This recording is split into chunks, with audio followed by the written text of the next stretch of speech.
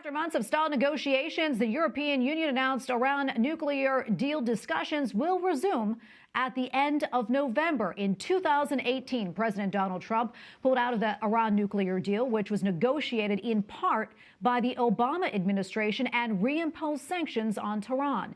Now the Biden administration wants the United States to rejoin the agreement as Tehran continues to increase its uranium enrichment.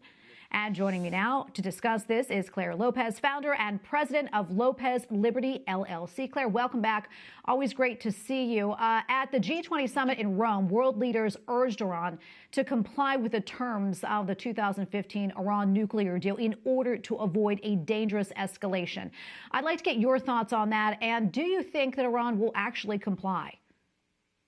The last answer first, no, it will not comply. And the problem, of course, now is that the Iranian regime is so far beyond the provisions, in violation of the provisions of the 2015 nuclear deal, the JCPOA, that it's hard to imagine how it could be brought back in terms of amount of uranium enrichment, the level to which they're enriching the uranium above 60% now, the fashioning of uranium metal, which has no civilian purpose, but only a military one to make a bomb.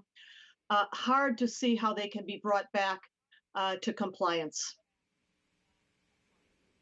Yeah, and meantime, according to a recent report, which was in the Times of Israel, a general with the Israeli Defense Forces gave an interview in which he said that Israel would prefer a diplomatic solution to Iran's nuclear ambitions, but is getting ready for other scenarios. What do you think that signals, Clare, and how concerned should the United States and the international community be? Well, of course, for Israel, this is existential, and they're a lot closer, geographically speaking, to Iran than the United States, and they know that they are the primary target. Every time the Iranians are chanting "Margbar Israel," death to Israel, Israelis know that that means them, and they mean it, which is why they have to take steps to prepare for their own self-defense, whether or not the United States administration supports them in this at this point or not. Yeah, and Clare, speaking of the United States, how has the administration been in terms of its diplomacy with Iran? What are we seeing? Well, unfortunately, at least from the perspective of the Iranian regime leadership, they see leadership currently now in Washington, D.C. under the Biden administration as weak. They are taking advantage of that, as I said, with all of those different violations of the 2015 JCPOA.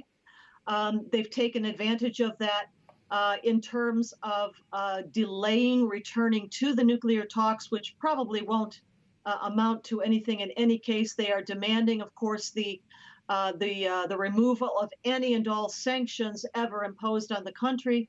But they see weakness in Washington, D.C., and that's very dangerous. They see the Biden administration as more intent on achieving a deal, as was the Obama administration before it, and many of the same people are involved now as then. But the regime sees that as weakness to be taken advantage of, that they talk perhaps, but continue their drive for a deliverable nuclear weapon.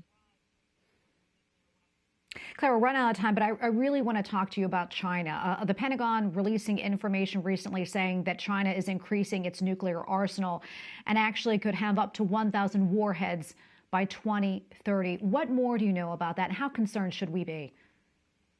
Well, very concerned. And the reason is that, once again, as with Iran, the Chinese Communist Party leadership, Xi Jinping and the party, sense weakness in Washington, D.C., and they are moving as quickly as possible to take advantage of that.